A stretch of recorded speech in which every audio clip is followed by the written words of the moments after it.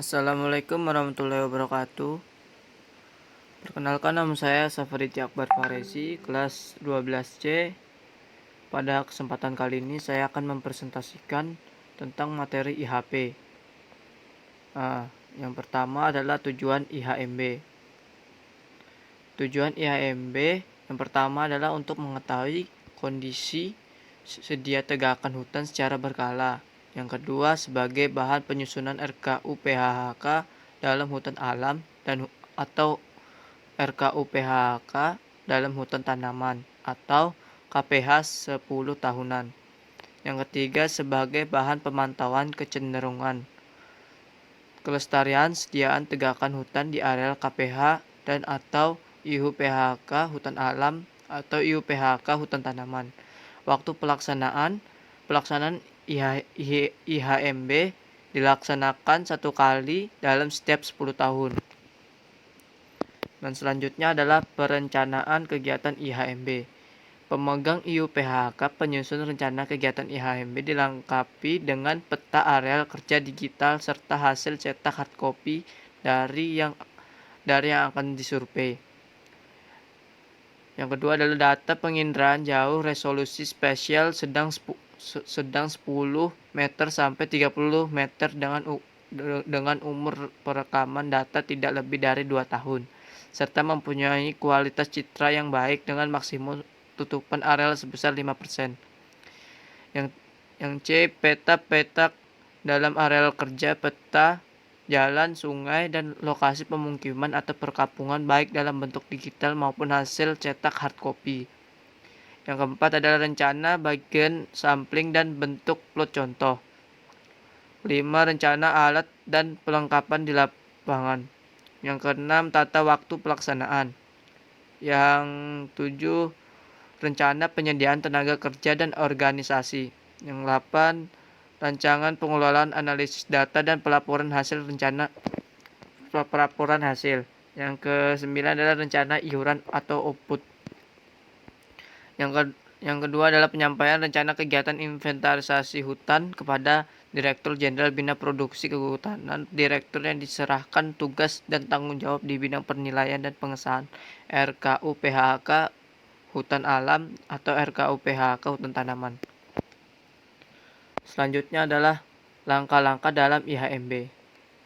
Langkah-langkah dalam IHMB yang pertama adalah membagi seluruh areal kerja menjadi beberapa petak.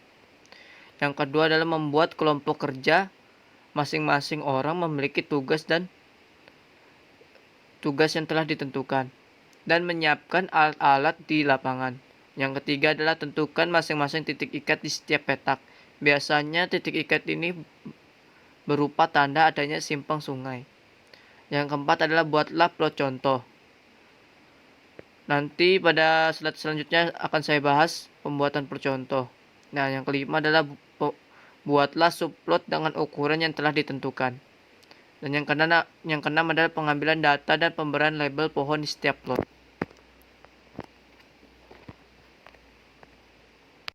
Dan selanjutnya adalah pembuatan plot contoh.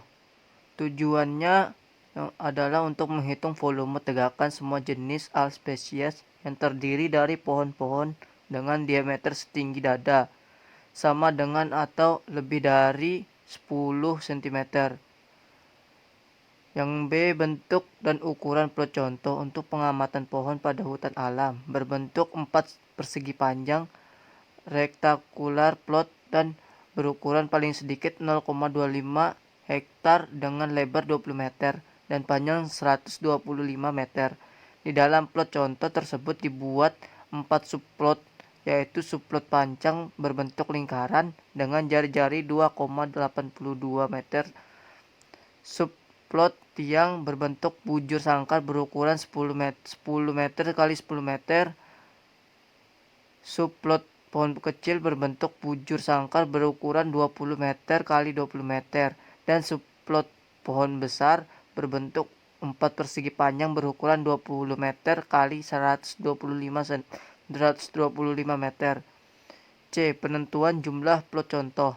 Yang pertama, penentuan jumlah plot contoh ditetapkan bahwa setiap kompartemen diwakili satu plot contoh. one plot. Setiap plot contoh mewakili 100 hektar dan jarak antara plot contoh dalam dalam jalur ukur 1000 meter. Yang kedua, plot contoh diletakkan dan dipilih pada jalur ukur secara sistematik dengan contoh pertama dipilih secara acak. Selanjutnya adalah penempatan plot contoh di lapangan. Lokasi setiap plot contoh harus digambar pada peta topografi atau peta jaringan jalan yang telah dibuat dengan skala 1:50.000 atau lebih besar. Catatan, penentuan titik ikat pada peta berupa bentuk-bentuk fisik pemanenan seperti simpang sungai, simpang jalan, jembatan, atau landmark lainnya. Titik ikat ini dimaksudkan untuk menentukan lokasi awal plot contoh, yaitu dengan mengukur jarak dan sudut arah atau azimut dari titik ikat. Posisi titik ikat harus diukur dengan GPS atau menggunakan koordinat peta yang ada. Dan selanjutnya adalah pembuatan subplot. Pembuatan subplot masing-masing dengan ukuran dan fungsi sebagai berikut. Subplot. Subplot panjang ukur dari titik awal plot contoh masing-masing 10 meter ke arah barat atau timur. Pada ujung sisi kiri dibuat plot panjang berbentuk lingkaran dengan tali sepanjang 2,82 meter. Jari-jari plot 2,82 meter. Amatilah keberadaan pancang dan subplot pancang. Pancang pasak pada pusat subplot untuk memasang tali tersebut, lalu amati subplot secara berputar dengan ujung tali sebagai batas subplot hingga selesai.